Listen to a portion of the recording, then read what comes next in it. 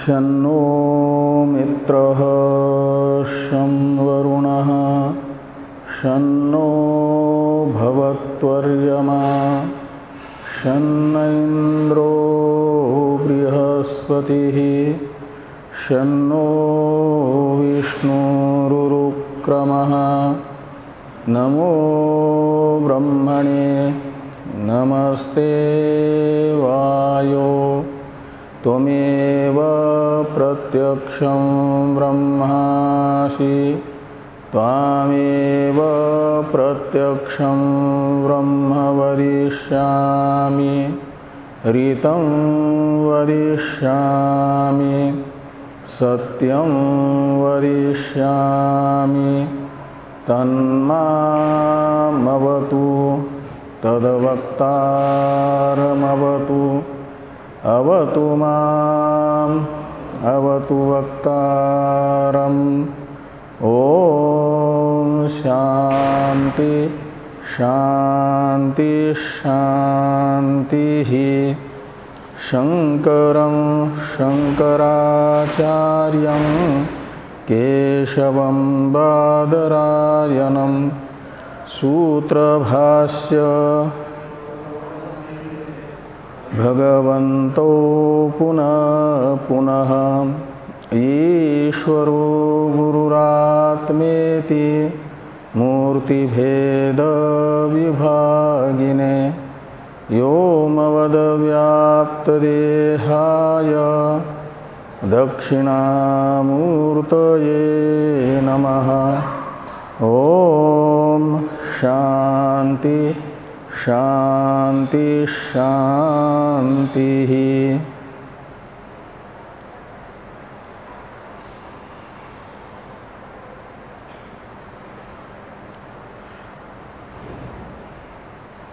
कृष्ण यजुर्वेदीय तैत्रीय उपनिषद के ब्रह्मानंद वल्ली नामक द्वितीय अध्याय के अष्टम अनुवाक का विचार हम लोग कर रहे हैं।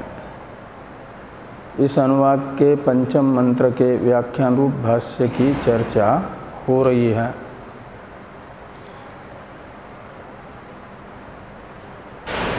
आनंदमय के उपसंक्रमण कर्ता के रूप में बताया गया एवं वित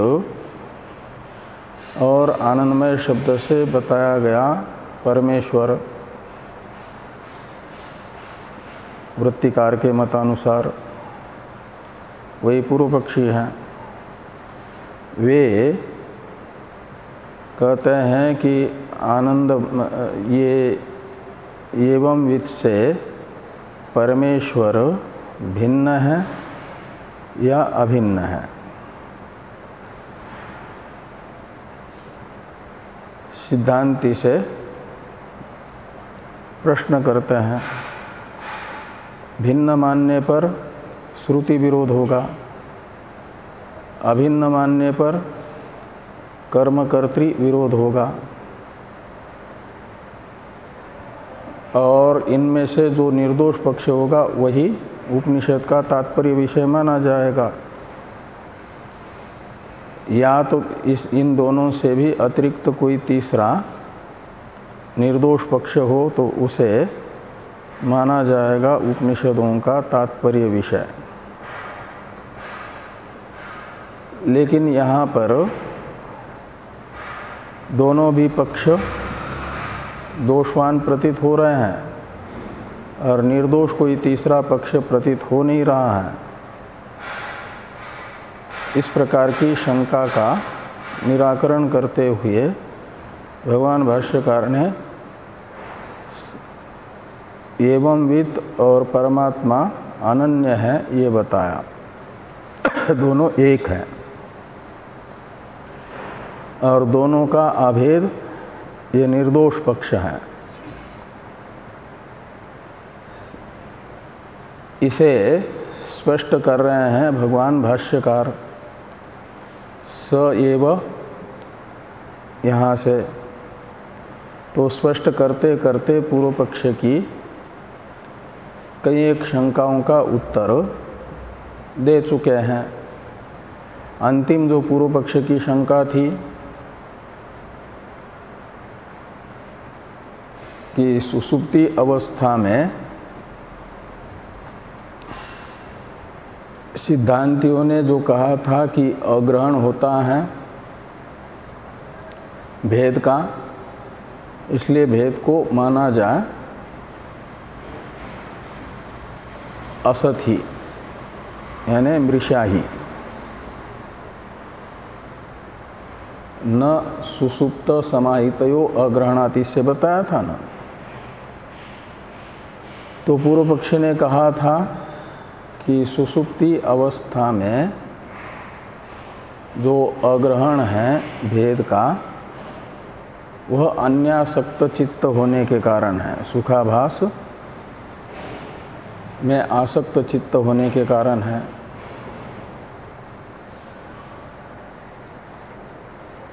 और इसका भी निराकरण करते हुए कहा कि ऐसा तो ये देखा जाता है कि सुषुप्ति में किसी को भी भेद का ग्रहण होता ही नहीं है, सबको अग्रहण होता है। इससे स्पष्ट होता है कि सुषुप्ति में भेद है ही नहीं। तो जैसे सुषुप्ति में अग्रहण के कारण भेदाभाव मान रहे हो, तो जागृत स्वप्न में भेद का ग्रहण होने से सत्व मान लो। ये जो पूर्व पक्षी का आग्रह था उसका भी निराकरण करते हुए सिद्धांतियों ने कहा था कि न अविद्याकृतत्वात् जागृत स्वप्नयोर यद अन्य अग्रहणम जागृत स्वप्नयो तद अविद्याकृतम। तो जागृत अवस्था तथा स्वप्न अवस्था में जो अविद्या का क्या नाम वो भेद का अग्रहण है वो अज्ञान निमित्तक है, अविद्या निमित्तक है। क्यों? तो अविद्या का अन्वय सहचार करने वाला ये है, अन्वय सहचारी व्यतिरेक सहचारी है अविद्या का कौन? भेद का ग्रहण। इसलिए माना जाएगा कि आविद्यक है। जैसे मिट्टी का अन्वय सहचारी व्यतिरेक सहचारी घट होने से घट को माना जाता है मिट्टी का कार्य, ऐसे ही ये अविद्या का अन्वय व्यतिरेक अनुसारी जो भेद ग्रहण जागृत स्वप्न में है वह आविद्यक माना जाएगा, अविद्या का कार्य माना जाएगा। यहाँ तक की चर्चा हम लोग कर चुके हैं। आगे भगवान भाष्यकार पूर्व पक्ष की ओर से और एक शंका कर रहे हैं कि सुषुप्ते अग्रहणम अपि अविद्याकृतम इति चेत। इस शंका वाक्य का अवतरण है टीका में, पूर्ववादी आह, ये पूर्व पक्ष का भाष्य है। तो पूर्ववादी आह यानी पूर्व पक्षी जो भेद को सत्य मानना चाहते हैं वे शंका कर रहे हैं। वे कह रहे हैं, क्या कह रहे हैं? तो कहते हैं सुषुप्ते अग्रहणम अपि अविद्याकृतम इति चेत। तो सुषुप्ति अवस्था में जो अग्रहण है भेद का, उस अग्रहण को भी यानी अज्ञान को भी, भेदाज्ञान को भी माना जाए अविद्याकृत। जैसे भेद ग्रहण अविद्याकृत है, भेद ग्रहण का मतलब भ्रांति, अध्यास, वो जैसे अज्ञान का कार्य है, ऐसे भेद का अग्रहण यानी भेद के अज्ञान को भी अविद्याकृत माना जाए, यानी अज्ञान जन्य माना जाए, अज्ञान का कार्य माना जाए अज्ञान को। ऐसी शंका पूर्व पक्षी ने यहाँ पर की है। पूर्व पक्षी के इस शंका वाक्य का अर्थ करते हैं टीकाकार।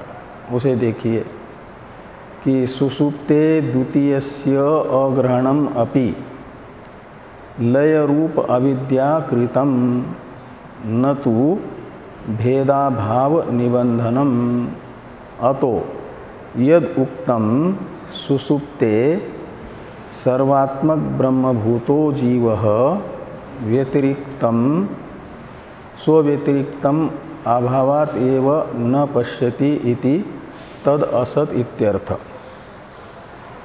सुषुप्ते अग्रहणम अपि अविद्याकृतम इति चेत, ये जो पूर्व पक्ष का ग्रंथ है इसका यह अर्थ निकलेगा। तो सुषुप्ते द्वितीयस्य अग्रहणम अपि लय रूप अविद्याकृतम, तो सुषुप्ति में जागृत स्वप्न का लय होता है ना, तो वो जो जागृत स्वप्न का लय है यही अविद्या है। और जागृत स्वप्न का सुषुप्ति में लय रूप जो अविद्या और तज्जन्य माना जाए द्वितीय के अग्रहण को, द्वितीय के अग्रहण को यानी भेद के अग्रहण को। सुषुप्ति में द्वैत का ग्रहण नहीं हो रहा है, वह द्वैत का अभाव होने से नहीं हो रहा है।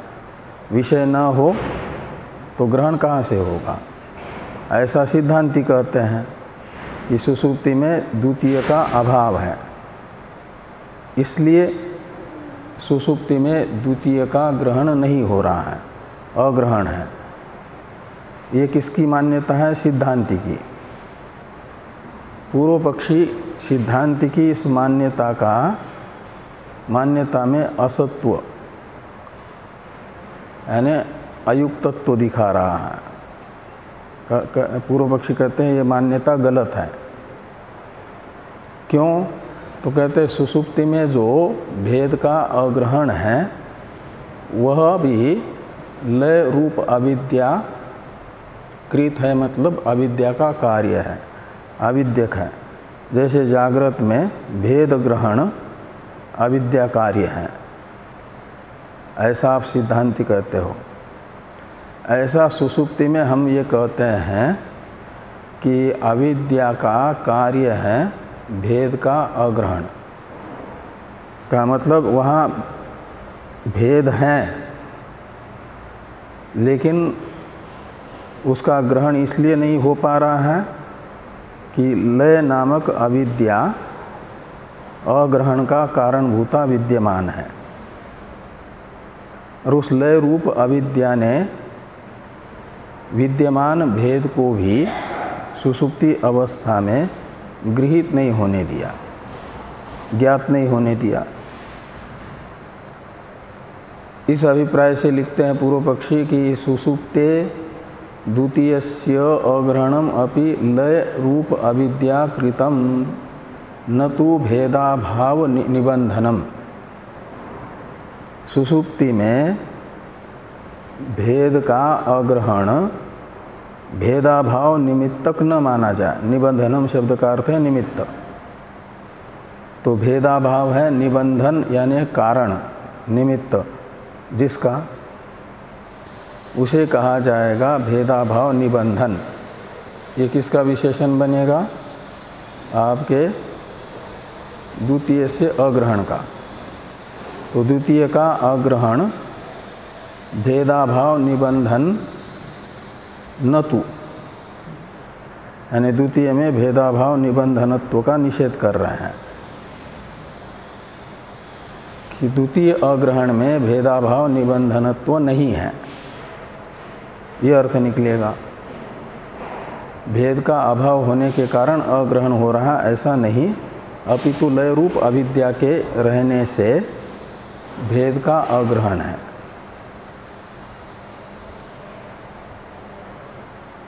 ये पूर्व पक्षी का मानना है। और पूर्व पक्षी कहते हैं इसीलिए, आगे कह रहे हैं अतो यद उक्तम सुसुप्ते सर्वात्मक ब्रह्मभूतो जीवः स्वव्यतिरिक्तम अभावात एव न पश्यति इति तद असत।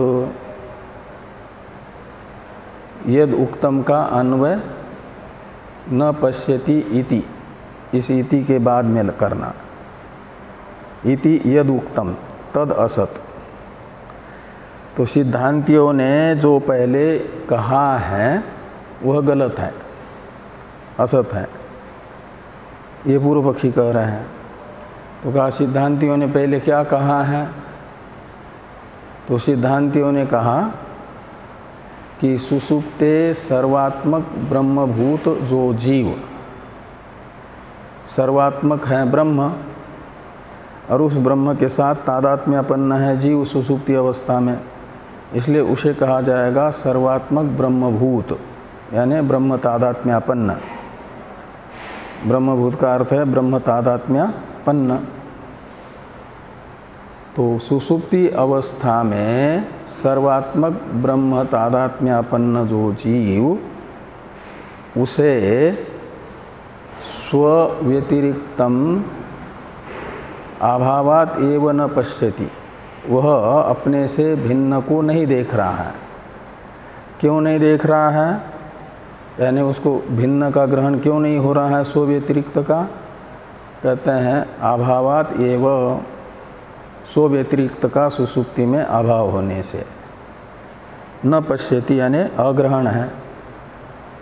इति ऐसा जो सिद्धांति ने उक्तम यानी पहले कहा है, तद असत वो गलत है। क्यों? तो अतः यानी इसी कारण से। इसी कारण से का मतलब हुआ सुसुप्ति में भेदाभाव नहीं है, अपितु भेद ही है। तो फिर भेद का ग्रहण क्यों नहीं हो रहा है पूर्व पक्षी के अनुसार? तो पूर्व पक्षी कहते हैं भेद ग्रहण में प्रतिबंधक लय रूप अविद्या वहाँ पर विद्यमान है। तो लय रूप अविद्या निमित्तक अग्रहण है। का मतलब अग्रहण का निमित्त भेदाभाव को न मान करके लय रूप अविद्या को मान रहे हैं पूर्व पक्षी। ये ध्यान में आना ना। ये पूर्व पक्ष की शंका को बताने वाला जो वाक्य था उसका अर्थ निकला। अब सिद्धांती पूर्व पक्ष की इस शंका का निराकरण करते हैं न स्वाभाविकत्वात् इत्यादि से। न स्वाभाविकत्वात् इत्यादि जो पूर्व पक्ष की शंका का निराकरण भाष्य है, इसका अवतरण लिखते हैं टीकाकार।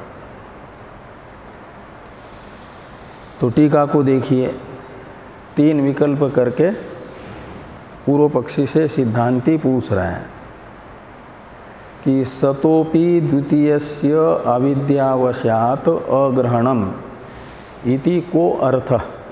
आपने सुसुप्ते अग्रहणम अपि अविद्याकृतम इस वाक्य से ये बताया कि सुसुप्ति अवस्था में सतोपि द्वितीयस्य यानी भेदस्य, तो भेद तो विद्यमान है, सत है का मतलब, तो भी उसका जो अग्रहण है, तो सतोपि द्वितीयस्य अग्रहणम वह अविद्यावशात्, तो लय रूपा जो अविद्या तद्वशात् अग्रहण है। ऐसा जो आपने कहा है इस वाक्य का को अर्थ, क्या अर्थ निकलेगा? इस वाक्यार्थ को थोड़ा स्पष्ट करिए, हम समझे नहीं हैं। सिद्धांती पूर्व पक्षी से कह रहे हैं कि आपका जो ये कथन है सुसुप्ति में द्वैत के रहते हुए भी अविद्या के कारण उस द्वैत का अग्रहण है, न कि द्वैता भाव के कारण। इस वाक्य का क्या अर्थ निकलेगा? तो 3 विकल्प कर रहे हैं इसके विषय में। क्या यह अर्थ निकलेगा या ये अर्थ निकलेगा या ये अर्थ निकलेगा? ऐसे ये 3 अर्थ विषयक विकल्प किए जा रहे हैं कि किम ग्रहण प्राग अभावो जायते, ये अर्थ है आपके इस शंका वाक्य का कि सतोपि द्वितीयस्य अविद्यावशात अग्रहणम, तो द्वितीय का अग्रहण होता है का मतलब द्वितीय के अग्रहण के प्राग भाव की उत्पत्ति होती है। ये द्वितीय के ग्रहण के प्राग भाव की, अग्रहण शब्द में जो नए का आकार है ना, उसे माना जाएगा प्राग अभाव अर्थ में। तो अग्रहण होता है का मतलब द्वितीय के ग्रहण का प्राग भाव उत्पन्न होता है। जायते शब्द का प्रयोग किया जा रहा है ना, तो अग्रहण होता है अविद्यावशात का मतलब अविद्या क्या ग्रहण के प्राग भाव को उत्पन्न करती है, लय रूप अविद्या।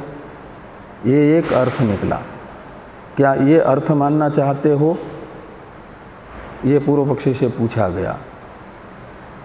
और दूसरा विकल्प है उत अप्रकाशारोप, अथवा द्वितीय के अग्रहण, अविद्यावशात द्वितीय का अग्रहण का अर्थ है अप्रकाश का आरोप।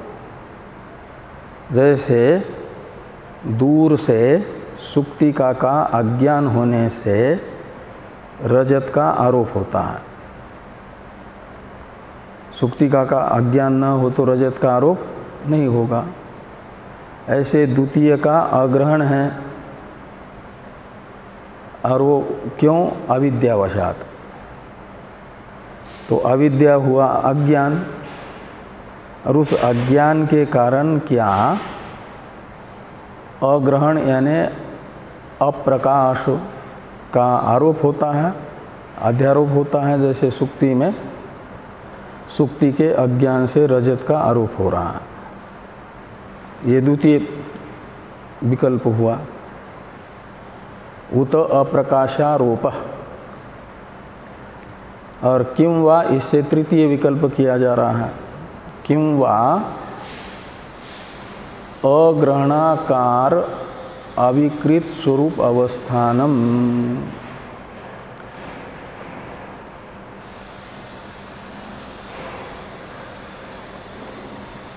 तो अग्रहणाकार में अवग्रह है, किं वा, और ग्रह में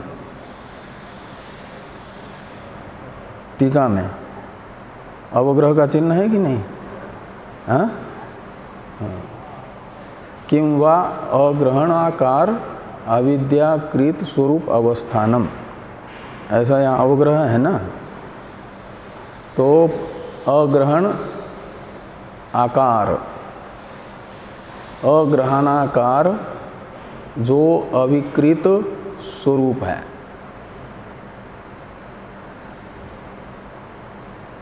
उस अविकृत स्वरूप से अवस्थान अग्रहण है अविकृत यानी निर्विकार, कार्य रूप नहीं है ना। तो अग्रहण का अग्रहणाकार जो अविकृत स्वरूप, और उस स्वरूप से अवस्थान का मतलब अविद्या रूप से अवस्थान, वो कारण है, इसलिए उससे कार्य रूप नहीं माना जाएगा। तो सुषुप्ति में द्वैत का अग्रहण है अविद्यावशात का अर्थ ये करोगे कि अग्रहण रूप जो अविद्या और उस अग्रहणाकार अविकृत स्वरूप अवस्थानम, तो अविकृत आत्म रूप से यानी आवृत्त आत्म रूप से अवस्थान, अविद्या भी है और अविद्या से आवृत्त आत्मा भी है। अनावृत आत्मा नहीं है, ज्ञान से तो अनावृत आत्मा होता है, ऐसा मानना चाहते हो क्या? ये तीसरा विकल्प हुआ। अविद्या निमित्तक अग्रहण है का अर्थ ये करना चाहते हो क्या?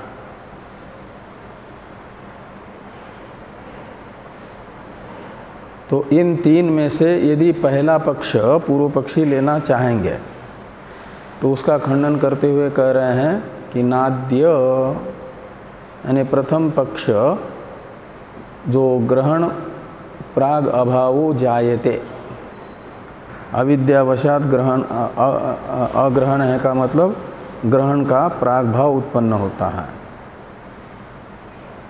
ये अर्थ करोगे यदि तो कहते ये अर्थ हो नहीं सकता आपके शंका वाक्य का, ये नाद्य का अर्थ निकला। क्यों? कहते इसलिए कि प्राग अभावस्य अनादित्व अभ्युपगमात्, जो प्राग अभाव है उस प्राग अभाव में अनादित्वा अभ्युपगमात्, तो प्राग अभाव में अनादित्व का अंगीकार करने से सब लोग मानते हैं प्राग अभाव अनादि है, उत्पन्न नहीं होता।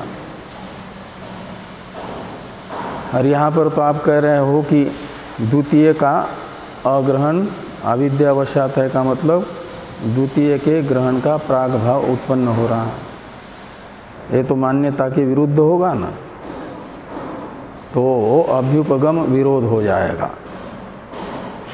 प्रथम पक्ष में ये दोष बताया, इसलिए प्रथम पक्ष नहीं होगा, ये सिद्धांती कह रहे हैं।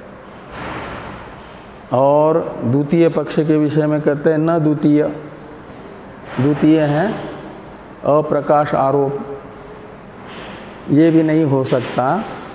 क्यों? तो कहते हैं परैर द्वितीयस्य अस्वप्रकाशता स्वाभाव्य अभ्युपगमेन अप्रकाश आरोप अनअभ्युपगमात् अप्रकाशारोपे च सर्वस्य स्वप्रकाश ब्रह्मात्मतायाः अभ्युपगन्तव्यत्वेन अस्मत् समिहित सिद्धि प्रसंगात, ये द्वितीय का निषेध है। समझ में आया ना द्वितीय विकल्प का।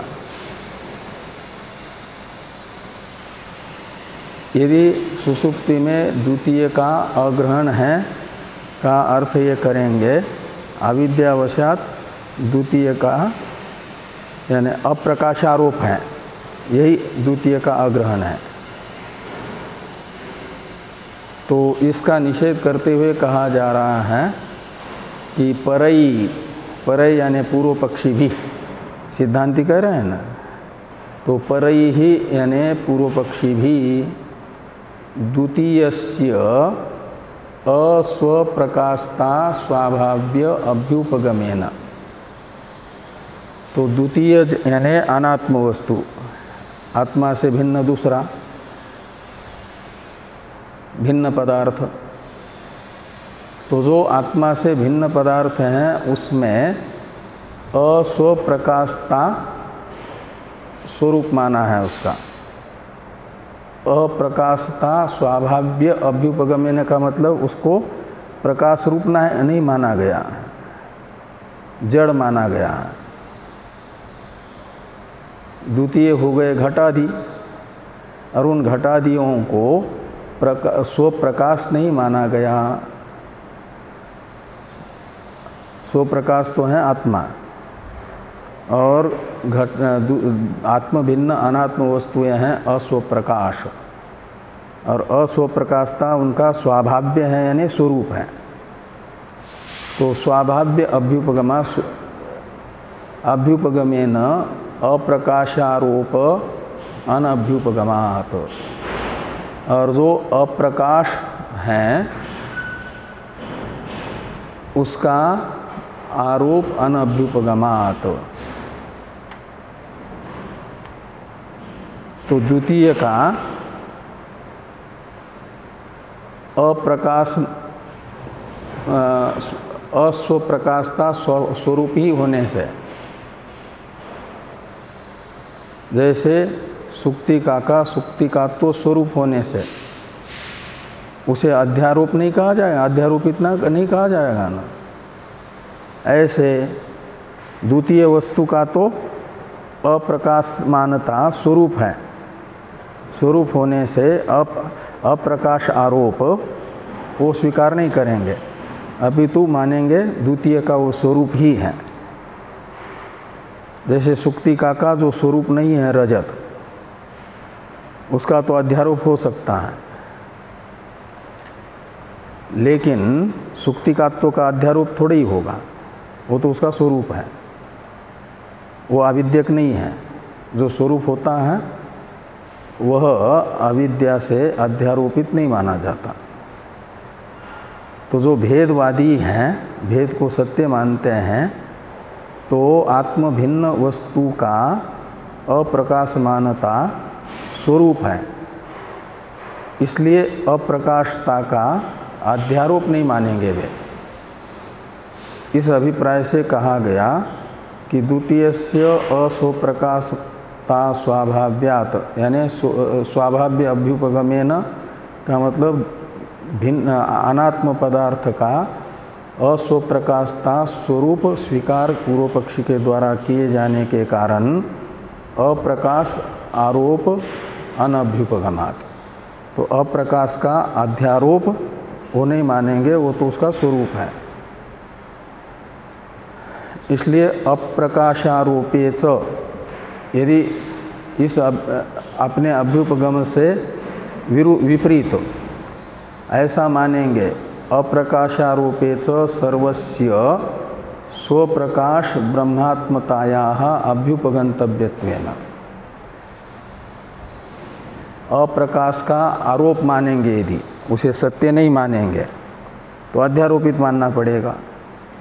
तो आत्मभिन्न जितनी भी वस्तुएं हैं, जगत हैं, उसमें अप्रकाश मानता आरोपित हैं, ऐसा मान लेने पर ये आपत्ति आएगी कि सर्वस्य स्वप्रकाश ब्रह्मरूपतायाः अभ्युपगंतव्यत्वेन। तो सबकी सब वस्तुएं स्वप्रकाश ब्रह्मरूप है, ऐसा मानने का प्रसंग आएगा। और ऐसा मानेंगे क्योंकि अप्रकाशता तो अविद्या से आरोपित है, तो जब अविद्या नहीं रहेगी तो मानना पड़ेगा द्वितीय जो वस्तु हैं वह स्वप्रकाश ब्रह्म रूप ही हैं, ऐसा मानना पड़ेगा ना। तो स्वप्रकाश ब्रह्म रूपता ही सब में स्वीकार करेंगे तो अद्वैतवाद होगा, जो हमें अभीष्ट है। सबकी ब्रह्म रूपता तो सर्वम खल्विदम ब्रह्म करके हम कहते हैं ना वेदांती, वह फिर अपने सिद्धांत का परित्याग और वेदांत सिद्धांत के अभ्युपगम का प्रसंग उनमें आएगा। वो कहते हैं कि सर्वस्य स्वप्रकाशता स्वप्रकाश ब्रह्मात्मतायाः अभ्युपगंतव्यत्वेन अस्मत् समीहित सिद्धि प्रसंगात। तो अस्मत् शब्द से सिद्धांती अपने लिए कह रहे हैं, अस्मत् शब्द का प्रयोग कर रहे हैं। तो हम सिद्धांतियों का जो समीहित है, समीहित कहते हैं अभीष्ट को, तो हम सिद्धांतियों को अभीष्ट क्या है? अद्वैत ब्रह्म। वो अद्वैत ब्रह्म की सिद्धि का प्रसंग आएगा। ये तो भेदवादी हैं, तो भेदवाद को छोड़ करके वे अद्वैतवाद को अंगीकार करने का प्रसंग जो उनके लिए अनिष्टापत्ति है, अनिष्ट प्रसंग है, वो मानने की आपत्ति आएगी। कब? यदि सुषुप्ति अवस्था में विद्यमान द्वैत का अविद्या से अग्रहण का अर्थ अप्रकाश का आरोप ये करेंगे, तब ये आपत्ति आएगी। इसलिए न द्वितीय जो शुरू में कहा था। इसके बाद क्या लिखा है? हाँ? तृतीय लिखा है ना, इसमें न द्वितीय यहाँ पर भी लिखा है, न द्वितीय इत्याह न स्वाभाविकत्वात्, होना चाहिए न तृतीय। तो न तृतीय इत्याह, तो तृतीय क्या था कि अग्रहणाकार अविकृत स्वरूप अवस्थान। ये सुषुप्ति में भिन्न पदार्थ का अस्तित्व होने पर भी अविद्या से अग्रहण का अर्थ है कि अग्रहणाकार अविकृत स्वरूप से द्वितीय वस्तु का रहना, अवस्थान, ऐसा यदि मानेंगे तो इसका निषेध करते हुए कह रहे हैं कि न स्वाभाविकत्वात्,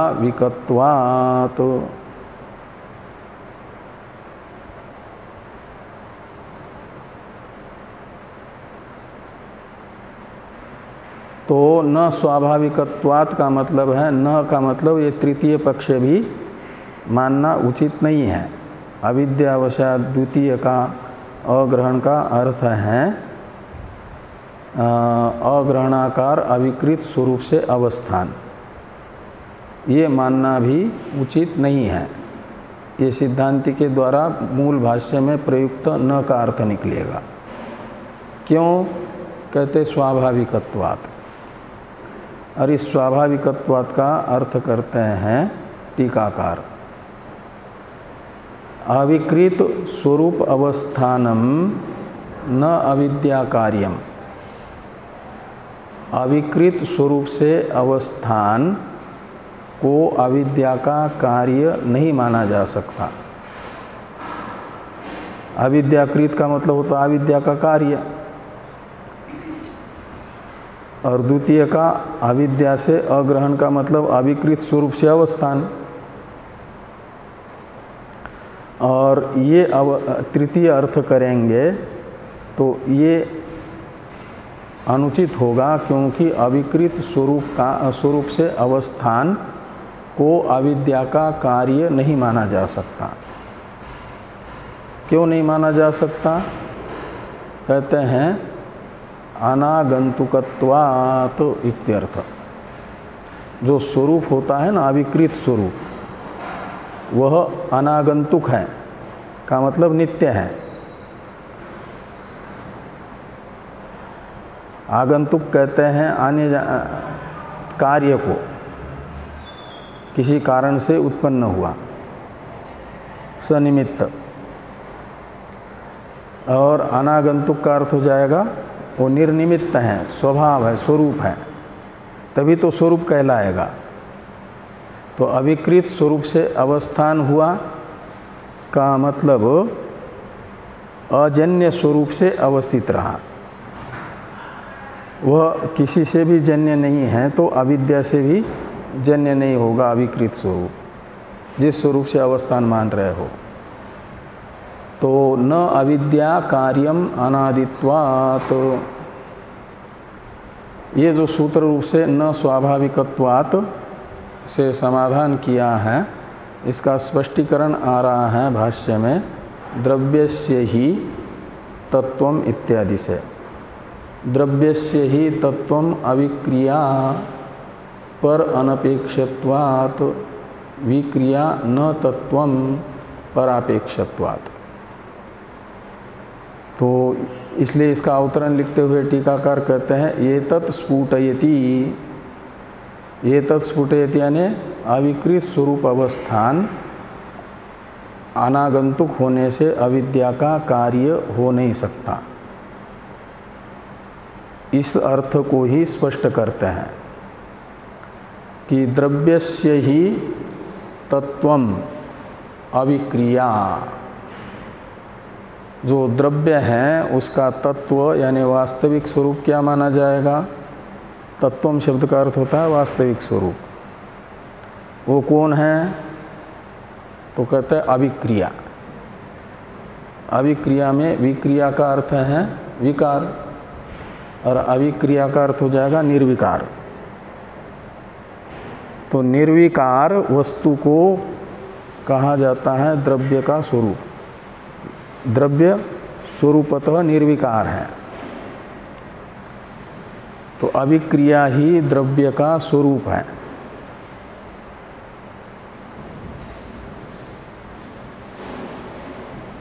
क्यों निर्विकारता को ही द्रव्य का स्वरूप क्यों मान रहे हैं?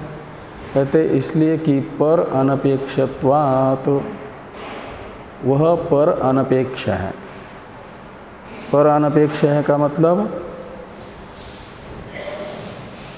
किसी जो स्वाभाविक होगा उसको अपनी सिद्धि के लिए किसी की भी अपेक्षा नहीं होगी। तो निर्विकारता के लिए किसी की अपेक्षा नहीं है, अपितु विकार के लिए तो कारण की अपेक्षा होती है अपने से भिन्न। लेकिन जो निर्विकार है उसको अन्य की अपेक्षा न होने से, अन्य निरपेक्ष अविक्रिया होने के कारण अविक्रिया को ही माना जाएगा द्रव्य का तत्व यानी वास्तविक स्वरूप। विक्रिया तो द्रव्यस्य तत्वम न, ऐसा लगाना, विक्रिया तो द्रव्यस्य न तत्वम। तो विक्रिया को यानी विकार को द्रव्य का तत्व नहीं माना जा सकता, यानी वास्तविक स्वरूप नहीं माना जा सकता। क्यों? तो परापेक्षत्वात्।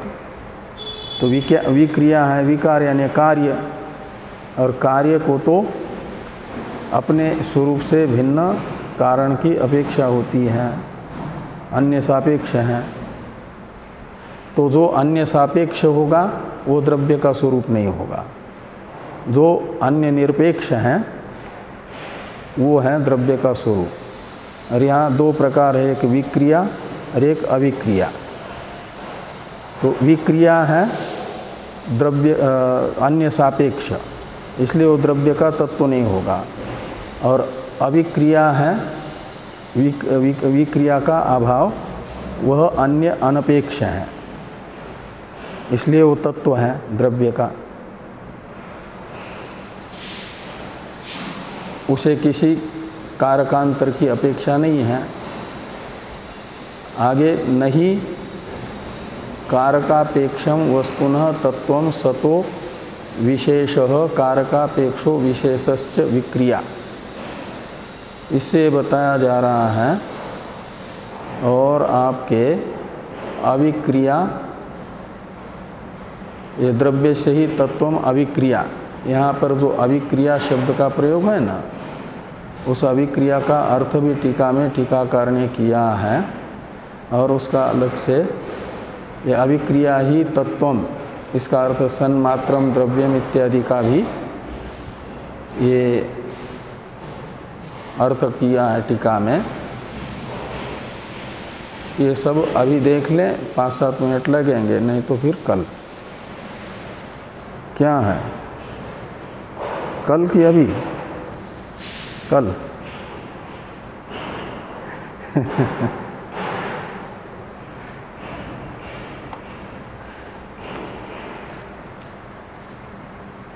तो इस पर चर्चा करते हैं हम लोग कल।